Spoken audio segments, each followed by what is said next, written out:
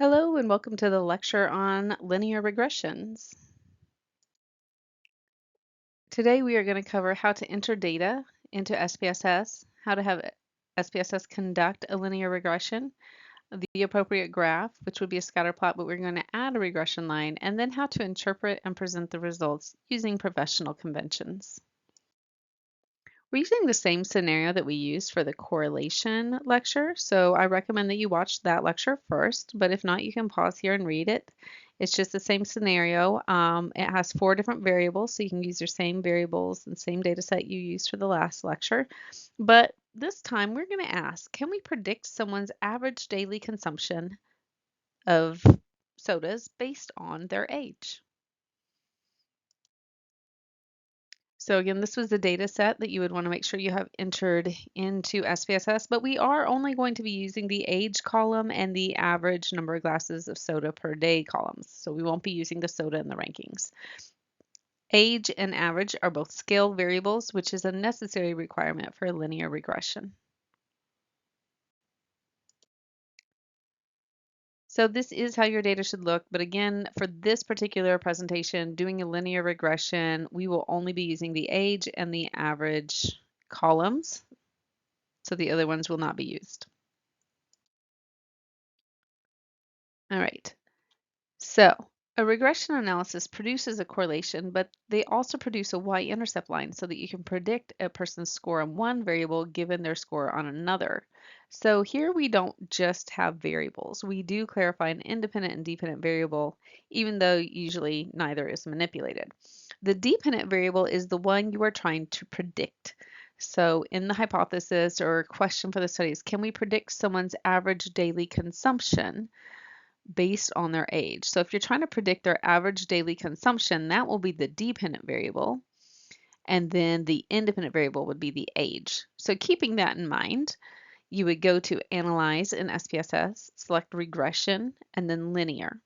And you would move average to the dependent area and age to the independent area. Then you're going to click on the tab that says Statistics and open up that new dialog box. And you want to make sure you select what is shown here on the slide: the estimates, the confidence interval, the model fit, the R-squared change, and descriptives. Once you hit Continue on that, then you can click OK, and SPSS will conduct your simple regression analysis for you. Here's the output that you will receive. So your simple regression will show you these coefficients. You're going to need them to write up your regression equation. So where it says the age, the unstandardized coefficient for B, that will be followed by your X. So that's the B. And so the A is the constant. So just mimic this as shown here on the slide, that it would be, if the y prime, that's what you're trying to predict, equals bx plus a. So x would be someone's age, right? And you're trying to predict whether or not they'll, or how many average soda beverages they'll drink.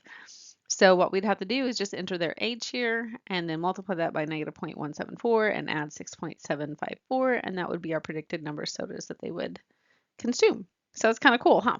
So we do need to write that. We'll be reporting that regression equation. And then we also just want to look at the confidence interval. A fun little fact about this is if it includes 0, it's not significant. Ours does not, right? They're both negative. So it's going to indicate that we probably have significance here. And lo and behold, we do. So this will be, first I'm going to direct your attention to the bottom panel where it says ANOVA. We have our degrees of freedom that you're used to looking at before. You report your degrees of freedom for the regression and the residual, so 1 and 8. Our F value is 7.466, and our P value is 0.026, which is below 0.05, so it is statistically significant. The other things we will need for our write-up are the correlation coefficient, which is 0.695, and our coefficient of determination. This is just literally R squared. So if you square 0.695, it's going to be 0.483, but we typically report that as a percentage as 48.3. But there's different ways you can do it. You might see it either way. Okay, so this is a simple regression APA style write-up. A linear regression analysis was conducted to evaluate whether someone's age can be used to predict their average daily consumption of sodas. It was significant. F of 1, 8 equals 7.466, P equals 0.026. The regression equation for predicting soda consumption is y prime equals negative 0.174x plus 6.754. The correlation between age and daily soda consumption is 0.695. Approximately 48.3% of the variance in number of sodas consumed daily is accounted for by its linear relationship with age. Finally, a write-up would typically refer to a graph. As with correlations, a simple regression with two scale variables will require a scatter plot. However, we want to add that equation to the scatter plot. So here's how we do it. You're going to go ahead and just go to graphs and scatter dot like we've done earlier.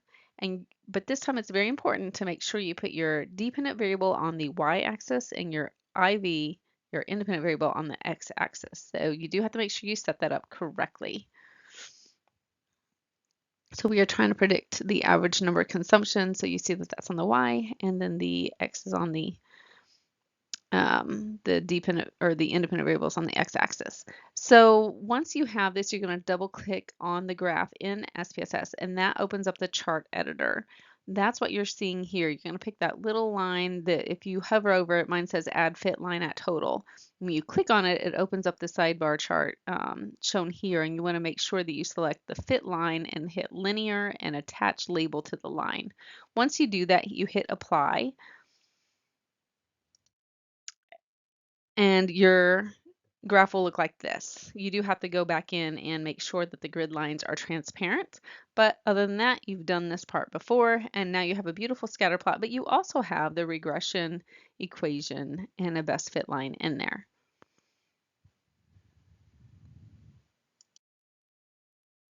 And there you have it. That's how to interpret and present results for a linear regression using SPSS.